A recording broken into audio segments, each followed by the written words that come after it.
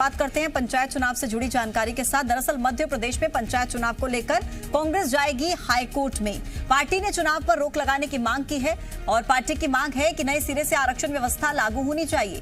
कांग्रेस का सवाल है कि साल 2014 की आरक्षण प्रक्रिया के आधार पर अब चुनाव क्यों करवाए जा रहे हैं। पार्टी का आरोप यह भी है कि सरकार ने 2 साल से चुनाव की तैयारी कर रहे उम्मीदवारों की उम्मीदों और उनके अधिकारों को छीना है।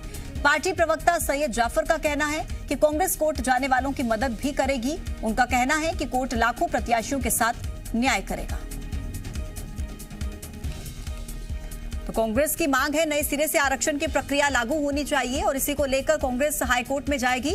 हालांकि इससे पहले कांग्रेस का स्टैंड ये था कि वो हाई कोर्ट में खुद नहीं जाएंगे, बल्कि जो लोग इस विषय को लेकर कोर्ट में पहुंचेंगे उनकी मदद कांग्रेस पार्टी करेगी। लेकिन अब कांग्रेस ने अपने स्टैंड को बदला है और कहा है कि कांग्रेस अब खुद हाई कोर्ट में जाएगी और साथ ही साथ उन लोगों की भी मदद करेगी जो इस विषय को लेकर हाई कोर्ट का दरवाजा खटखटाएंगे। दरअसल चुनाव पर रोक लगाने की मांग की जा रही है और कहा जा रहा है कि ये उन लोगों के साथ अन्याय है जो लंबे वक्त से चुनावों की तैयारियां कर रहे थे।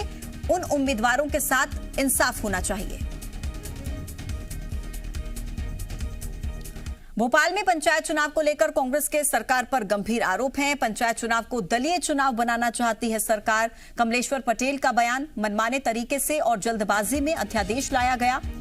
कांग्रेस ने निष्पक्ष भाव से परिसीमन करवाया, बीजेपी ने कभी नहीं करवाया।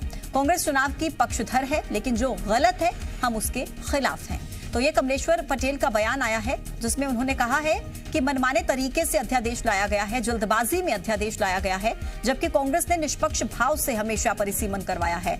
तो पंचायत चुनाव को लेकर कांग्रेस के सरकार पर यह गंभीर आरोप है कि पंचायत चुनाव को दलीय चुनाव बनाना चाहती है सरकार।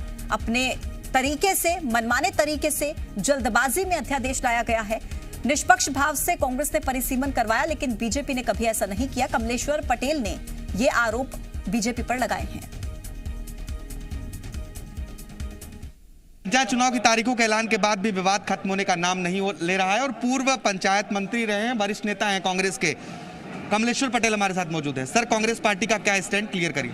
देखिए, कांग्रेस पार्टी का सिर्फ यही स्टैंड है कि जो हमारा पंचायत चुनाव हो रहा है वो निष्पक्ष हो, वो सही हो, संवैधानिक व्यवस्थाओं के तहत हो। जो अधिकार आरक्षण में रोटेशन का 5 साल में हमने प्रोविजन किया था, जो हमारी सरकार ने किया था, उसका पालन होना चाहिए। हमने जो परिसीमन की कार्रवाई की थी, डिलिमिटेशन की कार्रवाई की थी, वो पूरी तरह से उचित थी और उसका पालन होना चाहिए।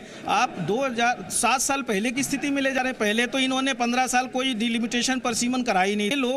ऐसे लोग हैं कि जो कानून को मानते नहीं है, संविधान को नहीं मानते, घृणा करते हैं संविधान से, और ये जबरदस्ती तानाशाही करके अध्यादेश लाकर, जो राज्यपाल के अधिकार में है ही नहीं, जो हमारे भारतीय संविधान में जो कानून पहले से प्रदत्त है वो राज्यपाल उसका अध्यादेश लाके संशोधन कर ही नहीं सकते।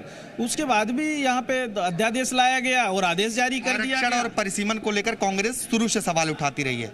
आपके प्रवक्ता हैं, नेता हैं, वो कह रहे हैं हम कोर्ट जाएंगे। आप क्या मानते हैं, कोर्ट जाएंगे? देखिए, कोर्ट जाने के लिए हर व्यक्ति स्वतंत्र है। वो भी जनप्रतिनिधि है, जिला पंचायत सदस्य थे, और भी बहुत सारे लोग हैं, बहुत सारे लोग कोर्ट में गए हैं। तो हमारे सपोर्ट कांग्रेस करेगा। जो भी जहां भी अन्याय होगा, जहां भी हमारे संवैधानिक व्यवस्था की खिल्ली उड़ेगी, चुनाव हो, जल्दी हो, पर मतदाताओं को मताधिकार का भी अधिकार मिलना चाहिए। जल्दबाजी में हमारी वोटर लिस्ट तैयार नहीं हुई, आपने घोषणा कर दी चुनाव कराने की। हमारा आरक्षण जो हमने किया था 2019-20 में, उसके अनुसार हो। आप 7 साल पहले वाली स्थिति में करा रहे हो। जिला पंचायत अध्यक्ष का आप अभी करा रहे हो, अभी का आरक्षण अभी 14 तारीख को होना है, और बाकी की पुरानी स्थिति में दोहरा मापदंड क्यों? तो चुनाव को लेकर कई सवाल हैं जिसे कांग्रेस पार्टी ने बीजेपी को लेकर उठाए हैं और ये मांग है कि आरक्षण की प्रक्रिया इतनी पीछे नहीं जानी चाहिए, नए लोगों को भी मौका मिलना चाहिए। कैमरामैन नंदन विश्वास के साथ आकाश द्विवेदी, जी मीडिया।